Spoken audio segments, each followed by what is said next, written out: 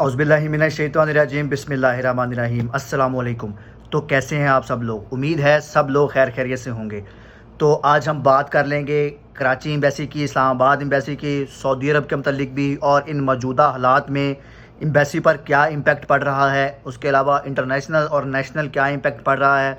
बहुत सारी डिस्कशन है और मुझे शामिल करने हैं। बहुत सारे कमेंट्स भी कई भाइयों के मैंने लिखे हैं और मैं साथ के साथ वो शामिल भी करूँगा। तो सबसे पहले माज़रत, वीडियो बहुत देर के बाद, बहुत तख़ीर के बाद आप देख रहे हैं, वो इसलिए कि देखें, सबसे पहले हमें इंफॉर्मेशन कलेक्ट करनी होती है, उसके बाद इंफॉर्मेशन को देखना होता है, फिर उसके बाद हमें अगला लाएमल भी देखना होता है, फिर हम आपको मौजूदा हालात भी सारे बता रहे होते हैं। तो इसलिए सारे कुछ कलेक्शन के बाद ही मैं आज आपके लिए ये वीडियो लेकर आया हूँ। और अगर आप मेरे चैनल पर नए हैं, चैनल को लाइक शेयर सब्सक्राइब ज़रूर कर लें। और वीडियो के शुरू में मैं आपको बताता हूँ, डेट तब्दील होती है तो आप लाजमी बताया करें, वीज़ा लगता है तो भी लाजमी बताया करें, जब सऊदी अरब आप पहुँच जाते हैं तो भी लाजमी बताया करें। देखें, हमारे चैनल के थ्रू अगर आपकी थोड़ी बहुत भी रहनुमाई हुई है, अगर हम आपकी थोड़ी बहुत भी रहनुमाई करते हैं तो देखें, आप ज़रूर अप्रिशिएट उसको किया करें, एक कमेंट किया करें, अपनी अटेंडेंस लाजमी यहाँ पर शो करवाया करें। अगर आप कोई तलकीन करना चाहते हैं, यानी कि आप को चीज़ें अगर कुछ समझ नहीं आती तो आप नीचे कमेंट्स में भी बता सकते हैं। अगर आप कोई चैनल में बेहतरी देखना चाहते हैं तो वो भी आप यहाँ पर नीचे बता सकते हैं। सब कमेंट्स देखने की कोशिश की जाती है, हम पढ़ते हैं, कुछ भाई नीचे कमेंट का जवाब भी दे देते हैं। तो वीडियो को आखिर तक देखिएगा, लंबी हो सकती है क्योंकि मुझे बहुत सारी इन्फॉर्मेशन आपको देनी है। उसके बाद अगला लाएमल भी बताना है, जो कंडीशंस चल रही हैं इस वक्त, हालात बहुत ख़राब हैं, आपके सामने ही सारे हालात हैं, आप मीडिया और हर चीज़ को देख रहे हैं। जो कंडीशन इस वक्त नेशनल और इंटरनेशनल बनी हुई है, उसके बरक्स जो एम्बेसी पर है, ज़ाहिर बात है मिनिस्ट्री पर ही इसका सबसे बड़ा इम्पैक्ट आता है। तो सबसे पहले बात कर लेंगे कराची एम्बेसी में, तो कोटा सिस्टम से शुरू करेंगे और उसके साथ साथ हम चलते रहेंगे। देखें, कोटा सिस्टम में ये है कि पहले 25 पासपोर्ट का कोटा रहा था, अब रवां हफ्ते कहा जा रहा है कि 30 पासपोर्ट का कोटा कर दिया जाएगा। और पासपोर्ट देखें, एम्बेसी तो खुली हुई है, पासपोर्ट स्टैंप तो वीज़े हो रहे हैं और लग भी रहे हैं। तो इसके बाद बात हो रही थी नेवटेक की, तो नेवटेक देखें ज़रूरी कर दिया गया है। जो नेवटेक के खांचे के लिए वीज़े गए थे वो नहीं लग रहे हैं। एजेंट्स उनको यही कह रहे हैं कि आप अपने नेवटेक करवाएं, आपको वो अपॉइंटमेंट्स भी दिलवा रहे हैं। तो कोशिश करें, आप किसी भी जो आपका एजेंट है उसको कहें कि वो आपकी नेवटेक की अपॉइंटमेंट दिए। जिन जिन प्रोफेशन पर नेवटेक लगता है वो आपका एजेंट ही आपको बता देगा। जिसने नेवटेक का खांचा दिया है, जिस प्रोफेशन का दिया है, ज़ाहिर बात है कि उसका नेवटेक लगना है और वो एजेंट वही करवा देगा। या दूसरा स्टेप एजेंट क्या करवाता है कि आपका वो ई नंबर चेंज करवा के, वही मेडिकल यूज़ करके, वही फिंगरप्रिंट यूज़ करके, तो वो फिर आपका स्टेप ये इस तरह करवा सकता है। ये 2-3 स्टेप हैं जो एम्बेसी के मुतालिक हैं। इस्लामाबाद एम्बेसी में भी सेम ऐसा ही रूल है, लेकिन वहाँ कोटा सिस्टम नहीं है। वीज़ा जमा होता है, वो लग जाता है। अगर किसी भाई का जमा नहीं है तो वो अपने एजेंट से कहे कि वो उसको करवा के, यानी कि जितने भी डॉक्यूमेंटेशन है पूरी करवाए और उसको एम्बेसी में भिजवाए। अब बात कर लेते हैं नोटिफिकेशंस की। जो एवल एसोसिएशंस जितनी एविएशन ने निकाले हैं, वो नोटिफिकेशन में यही है कि परवाज़ें मनसूख हैं, परवाज़ें और टिकट का इश्यूज़ बना हुआ है। कोई भाई थोड़ा सा ध्यान करे, टिकट ना करवा ले क्योंकि वो पोस्टपोन हो रही है। जिसका वीज़ा लग जाता है थोड़ा दिन सब्र कर जाए, जैसे ही हालात, जैसे ही कंडीशंस ये सारी नॉर्मलाइज होंगी, जैसे ही ये कंडीशंस नॉर्मलाइज हो जाएंगी, आप तब जो है वो टिकट अपनी करवा के और आराम से सऊदी अरब आ जाएं। परवाज़ें मनसूख हैं, थोड़ी सी सिचुएशन ख़राब हुई है, आपको भी इस चीज़ों का पता है, मीडिया आप भी देख रहे हैं। तो इसलिए थोड़ा सा टिकट में ध्यान करें कि टिकट ना करवा लें, क्योंकि परवाज़ें जो है वो मनसूख हो जाती हैं, कभी चल पड़ती हैं, कभी एयरपोर्ट क्लोज़ हो जाते हैं, कभी एयरपोर्ट खुल जाते हैं। तो इसलिए आप लोग इस तरह का थोड़ा सा ध्यान करें जिसका वीज़ा लग जाता है। अब कब करवाएं, ये कब सिचुएशन ठीक होगी, देखें इसके बारे में हमें तो नहीं पता है, लेकिन उम्मीद है कि अल्लाह ताला जो है वो जितना भी इस कंडीशंस को हमारे पर जितने भी ये मसले हुए हैं वो ठीक कर दे इंशाल्लाह जल्द से जल्द। और ये जो फ़्लाइट्स ऑपरेशन है ये बहाल हो जाए और जितने भी मेरे भाई हैं जो मूव आउट करना चाहते हैं, मूव इन करना चाहते हैं, ताकि वो जल्द से जल्द करें। तो ये थी हमारी एविएशन एसोसिएशन के मुतालिक जो भी जिन्होंने ये नोटिफिकेशन निकाला है। कभी खुल जाती हैं, कभी बंद हो जाती हैं, तो टिकट में थोड़ा सा ध्यान करें।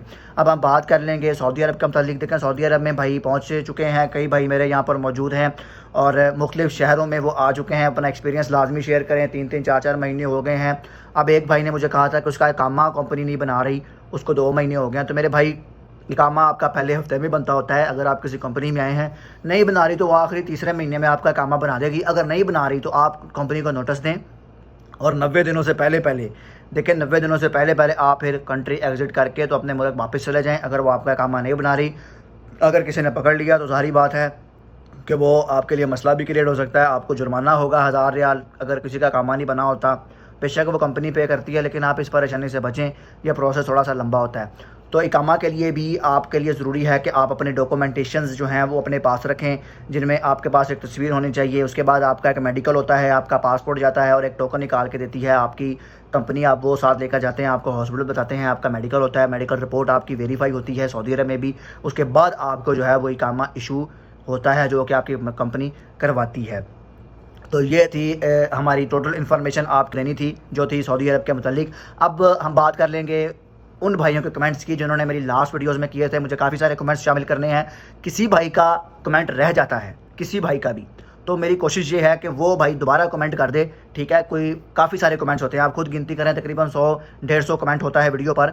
तो हमारी कोशिश होती है कि हम कॉमन इस्तेमाल करें, लेकिन आज हम काफ़ी सारे कमेंट्स इंशाल्लाह शामिल करेंगे। सबसे पहला कमेंट हम शामिल करते हैं। रास ने कमेंट किया है कि 26 मार्च को एजेंट ने डॉक्यूमेंट्स एम्बेसी भेजे थे, 8 अप्रैल को नेफ्टेक का ऑब्जेक्शन आ गया था, 9 अप्रैल को क्लियर करवा लिया था और कल ही डेट चेंज हुई है और कल ही इनका वीज़ा लग गया है। तो देखें, ये आप भाई कैटेगरी नीचे ज़रूर मेंशन करते हैं। तो ये है कि नेफ्टेक का ऑब्जेक्शन लगा है और नेफ्टेक टेस्ट ज़रूरी है। आसिम सरदार कहते हैं कि मेडिकल ऑब्जेक्शन वाले केस दोबारा मेडिकल करवाने के बाद कितने दिन में वीज़ा लगता है, दोबारा ड्रॉप बॉक्स में जाता है या डायरेक्ट? देखें, आपका मेडिकल का ऑब्जेक्शन लगता है तो वो ऑनलाइन नहीं होता, दोबारा ड्रॉप बॉक्स में नहीं जाता, वो आपका डायरेक्ट एम्बेसी में ही जाता है। इसके बरक्स एम्बेसी चेक करती है, आपको 1 हफ़्ता या 1.5 हफ़्ता लग सकता है इस सारे प्रोसेस में, ठीक है। लेकिन 2 हफ़्ते कम से कम अपने माइंड में रखा करें। अगर आपका मेडिकल जुमे को जमा हुआ है तो ज़ाहिर बात है अगले जुमे तक आपको वेट करना पड़ सकता है। तो 1-1.5 हफ़्ता लाजमी वेट किया करें जब आपके मेडिकल का ऑनलाइन इशू आता है और दोबारा सबमिशन होती है। कंटेंट बॉय कहते हैं कि इन्होंने 19 अप्रैल को कराची एम्बेसी डॉक्यूमेंट्स भेजे थे और इनका 8 मई को वीज़ा लग गया है। तो यही बात है कि मई में जितने भी अप्रैल वाले हैं सर, इनके वीज़े लगना शुरू हो चुके हैं। मार्च वालों के कंप्लीट हैं, ये मैं आपको बता रहा हूँ। अब जिसका नहीं लगा वो अपने एजेंट को कंसर्न करे। जारी बात है कोई ना कोई ऑब्जेक्शन होना है, या मेडिकल का ऑब्जेक्शन होना है, या फिर आपको फिंगरप्रिंट का मसला होना है, या नेफ्टेक का ऑब्जेक्शन होना है, कोई ना कोई ऑब्जेक्शन ऐसा लगा होना है जिसकी वजह से, वरना अप्रैल वालों का देख ले आपके सामने वीज़े लगना शुरू हो गए और ये 19 अप्रैल को जमा हुआ है। तो ये जो 1 अप्रैल वाले हैं इनके वीज़े अब तक लग जाने चाहिए, आप अपने एजेंट से कंसर्न हो जाएँ। एडवाइस कहते हैं कि 28/4/2025 को डॉक्यूमेंट्स कराची एम्बेसी में भेजे थे, 5/5 को डेट चेंज हो गई है, अब न्यू 5/5 आ रही है, कब तक वीज़ा लग जाएगा? देखिए, ये आपका इस वीक जो है वो वीज़ा लग जाना चाहिए था, अगर नहीं लगा तो आपका नेक्स्ट वीक लग जाएगा, या फिर आज देखें शायद आपका आज वीज़ा लग गया हो। लेकिन अगर आपका वीज़ा लग चुका है तो आप नीचे कमेंट्स में ज़रूर बताएं। अजीब मलिक कहते हैं कि 2 बार कराची से रिजेक्ट हुआ है, अब कहते हैं कि जीसीसी को मेल करवाएं गैमका से, ये क्या रोल है? एम्बेसी में ऑनलाइन शो नहीं हो रहा। देखें, ये आप अगर एम्बेसी में ऑनलाइन आपका मेडिकल नहीं शो हो रहा तो गैमका ईमेल करता है, अगर ईमेल एम्बेसी कंसर्न करती है तो वो आपका एक्सेप्ट हो जाता है, वरना आपका ई नंबर चेंज होकर दोबारा आपको मेडिकल करवाना पड़ता है। ये दूसरा हल है। बासित अली, अप्रैल वालों के वीज़े मई के पहले हफ्ते में लगना शुरू हो जाएंगे। जी हाँ सर, अप्रैल वालों के वीज़े लगना स्टार्ट हो चुके हैं, अभी कई भाइयों को लगे हैं, और इसी वीडियोस के नीचे भी जिनका वीज़ा लगा होगा वो लाजमी आपको नीचे कमेंट करेंगे, आप नीचे कमेंट लाजमी पढ़ा करें।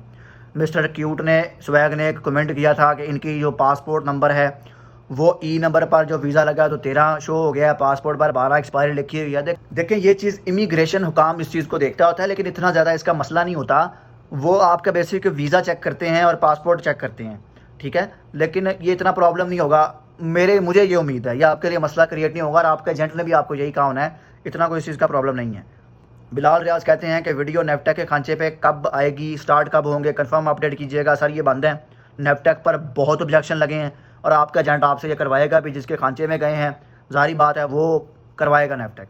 जी हाँ, ये एक भाई ने कहा था कि वीडियो बनाएं जिसमें बताया कि नेफ्टेक लाजमी है और किसका नहीं है। देखें, नेफ्टेक के लिए जो प्रोफेशन हैं वो उसमें लेबर के अलावा जिसमें आमिल, तहमील व तंजीर, जिसको लोडिंग अनलोडिंग शायद कहते हैं, वो लोडिंग अनलोडिंग पर नहीं है, बाकी तकरीबन सब पे नेफ्टेक लग चुका है, या कुछ एक आध है, लेकिन लोडिंग अनलोडिंग पर नेफ्टेक अभी नहीं है। मिस्टर राशिद कहते हैं वीज़ा लोड अनलोड का वेयर हाउस का है, अभी तक टिकट नहीं हुई। देखें, टिकट आपकी कंपनी भेजती है, मुझे तो खैर नहीं समझ आ रही कि ये टिकट आपकी क्यों नहीं हुई। टिकट ये कंपनी ने करवानी है, ये आपका और कंपनी का मसला है। अब इसमें हम तो नहीं कह सकते कि हम टिकट करवाएंगे या हमें इस चीज़ का पता होता है। अब कई भाइयों की 2-2 महीने टिकट नहीं होती, वीज़ा लग जाता है। तो देखें, ये कंपनी का और आपका प्रॉब्लम होता है, ठीक है। तो अब मुझे इस चीज़ की नहीं पता है, अगर कोई ऐसा भाई कमेंट करता भी है ना टिकट का, बहुत सारे कमेंट है जो कंपनी टिकट नहीं करवा रही या कंपनी टिकट का इशू कर रही है, तो ये कंपनी का और आपका प्रॉब्लम है ना। तो इसमें मुझे नहीं पता ये आपकी कब टिकट करवा दें, करवाने को कल ही करवा दें या 2 महीने ना करवाएं। सर, ये आप पे आप रब्ता करें एजेंट से, आप रब्ता करें कंपनी से, मोइज़ इफ्तिखार कहते हैं कि वकाले कब बनेंगे, मकतब वालों को साइक खास का वकाला दिया हुआ। देखिए ये साइक खास ने बहुत इशू किया हुआ है, ये कभी ओपन हो रहा है कभी क्लोज़ हो रहा है, लेकिन ये आज के लिए ओपन है, ठीक है, लेकिन अब कोई पता नहीं है ये कल फिर क्लोज़ हो जाए।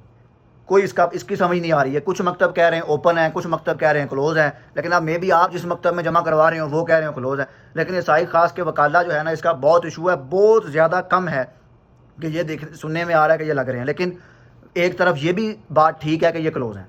देखें ड्राइवर हजरात, कोई भी ड्राइवर हजरात है उसके लिए नेपटेक ज़रूरी है, वो किसी भी कैटेगरी में है, ठीक है, वो नेपटेक देता है और उसका एजेंट उसका नेपटेक लेता भी है। बेशक किसी के पास सऊदी ड्राइविंग लाइसेंस भी है, लेकिन उसको नेपटेक देना पड़ेगा, ठीक है।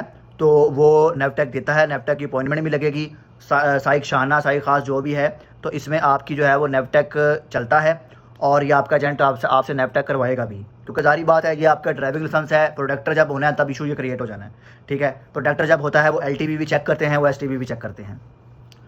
अब्दुल्ला मोहम्मद कहते हैं कि 10 अप्रैल को जमा किया था, अभी तक वीज़ा नहीं लगा कराची एम्बेसी। देखें आप 15 से 20 मई तक वेट करें, जिनके ये 10-12 अप्रैल को जमा हुए हैं, तो ये 15-20 मई तक वेट करें, उसके बाद एजेंट से कंसर्न हो जाएं। लाजमी कैटेगरी नीचे मेंशन किया करें, ये ज़रूरी है, और आप लाजमी कैटेगरी मेंशन किया करें। देखें कौन सी कैटेगरी है आपकी, कौन सा वीज़ा है आपका। आमिल अनफार कहते हैं प्रोडक्ट डेवलपमेंट मैनेजर का वीज़ा है, QVP verification done attached with file, got objection from embassy attached QVP certificate through all दो certificate was attach with file. देखें QVP वेरिफिकेशन का सर्टिफिकेट आपने लगाया है या नहीं, ठीक है। अगर वो आपने सर्टिफिकेट ऑफिशियल लगाया है तो क्या उसकी अटेस्टेशन हुई है, उसकी अटेस्टेशन का ये इशू करवाया होगा, ठीक है, जिसकी वजह से ये आपका ऑब्जेक्शन लगा है। या फिर आप अपने एजेंट से पूछें कि उसने QVP का सर्टिफिकेट भेजा है या नहीं, या ये आपका बाद में गया है। अगर फाइल के अंदर है, उसकी अटेस्टेशन पीछे हुई है, तो फिर ये ऑब्जेक्शन तो नहीं लगाना चाहिए। लेकिन अगर ये लगा है तो फिर एजेंट को कहें कि QVP सर्टिफिकेट जो आपका ओरिजिनल है शायद वो लगना हो, या कोई ऐसा सर्टिफिकेट ऐसा लगा है जिसकी वजह से ये ऑब्जेक्शन लगा है। मुझे नहीं समझ आई आपके कमेंट की, इसलिए क्योंकि अगर तो सर्टिफिकेट लगा है फिर तो ऑब्जेक्शन नहीं लगना चाहिए अगर उसका लगा है। अगर नहीं लगा तो शायद कोई ऐसा वेरिफिकेशन का इशू होगा, तो वेरिफिकेशन के इशू की वजह से आपको ये प्रॉब्लम उठानी पड़ी होगी, जिसकी वजह से क्या है कि ये एम्बेसी ने आपको ऑब्जेक्शन दे दिया। दो चीज़ें यहाँ पर मैं आपको क्लियर कर रहा हूँ, जितने भी कमेंट्स QVP से मुतालिक हैं या नेपटेक के मुतालिक हैं। देखें QVP के बगैर वीज़ा नहीं लगवाया जाता, इसका ऑब्जेक्शन लग रहा है, ओरिजिनल सर्टिफिकेट ज़रूरी है इसके साथ जो ये किसी प्रोफेशन में आ रहे हैं। दूसरे नंबर पे जो नेपटेक है, ये नेपटेक ज़रूरी कर दिया गया है, इसका कोई भी ये खर्चा वगैरह नहीं चल रहा। अगर चल रहा है तो वो पता नहीं कैसे चल रहा है, लेकिन किसी का भी नहीं चल रहा। ये जितने भी आपके एजेंट्स हैं, अगर उन्होंने नहीं आपको कहा ना तो वो आपको कह देंगे अगर उस प्रोफेशन पे नेपटेक लग रहा है। अगर नहीं लग रहा तो वो आपसे इसके बारे में कोई भी बात नहीं करेंगे। दो चीज़ें ये आपको क्लैरिटी में लानी है। तो नेपटेक का खांचा नहीं है, QVP के बगैर भी आपका डॉक्यूमेंटेशन पे ऑब्जेक्शन लग रहा है, तो ये दो चीज़ें थी। अब जितने भी कमेंट्स इसके बारे में हैं वो उनको यही जवाब है। दूसरा, जिनके मई में वीज़े जमा हो रहे हैं उनके जारी बात है जून में जाके लगेंगे, जिनके मार्च में जमा हुए थे उनके अप्रैल में तकरीबन कंप्लीट हो चुके हैं, जिनका नहीं हुआ उन पर कोई ना कोई ऐसा ऑब्जेक्शन लगा हुआ है। अब जिनके अप्रैल में जमा हो रहे हैं उनके मई में वीज़ा लग रहे हैं, तो यहीं पे ही आपको कोड कर देता हूँ। जिनके वीज़ा लग रहे हैं वो लाजमी नीचे कमेंट में डॉक्यूमेंटेशन सबमिशन डेट और साथ आप अपनी डॉक्यूमेंटेशन चेंज डेट लिखें और प्रोफेशन लाजमी लिखें। अगर किसी को मसला है वो कमेंट लाजमी करें। तो इंशाल्लाह मिलते हैं नेक्स्ट वीडियो में। अपना ख्याल रखिएगा। अल्लाह हम नासिर।